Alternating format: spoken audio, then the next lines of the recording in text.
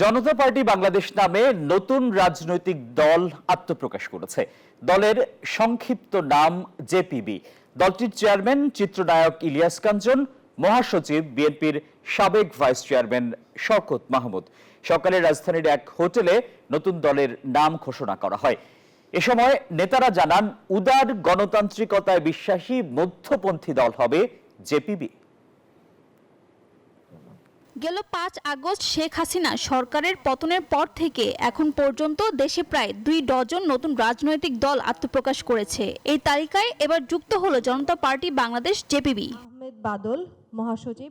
শুক্রবার সকালে রাজধানীর শাহবাগে হোটেল ইন্টারকন্টিনেন্টালে এক অনুষ্ঠানে নতুন দলের নাম ঘোষণা করা হয়। দলের চেয়ারম্যান চিত্রনায়ক ও নিরাপদ সড়কচয়ের প্রতিষ্ঠাতা ইলিয়াস কাঞ্চন এবং মহাসচিব বিএনপির সাবেক vice chairman Shawkat Mahmud. Chairman Bangladesh justice party. জেপিবির মহাসচিব শওকত মাহমুদ বলেন, দলটির প্রাথমিক লক্ষ্য হচ্ছে সারা দেশে বান্ডেল থাকলে প্রতি সেনমানিতে টাকা বাঁচবে। বিকাশ সেনমানি বান্ডেল কিনে জিতুন প্রতি লেনদেনে।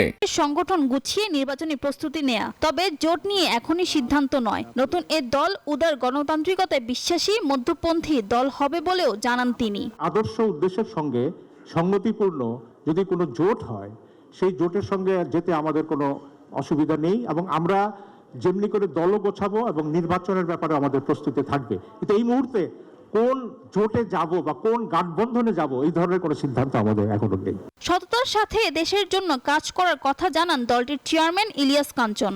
নিরাপদ সড়কচয়ের সঙ্গে যুক্ত থেকে যেভাবে সততার সঙ্গে এদেশের মানুষের জন্য কাজ করেছে, ঠিক তেমনিভাবে আমি এই রাজনৈতিক দলের সঙ্গে যুক্ত হয়ে আমি আপনাদের জন্য, এদেশের জন্য সততার সঙ্গে আমি কাজ করতে চাই। এই অনুষ্ঠানে আওয়ামী ফ্যাসিবাদের সুষ্ঠু ও নিরপেক্ষ বিচার দাবি করেন দলটির নেতারা। এই প্রত্যাশা এবং ফারজানা রিয়া, নিউজ 24, ঢাকা।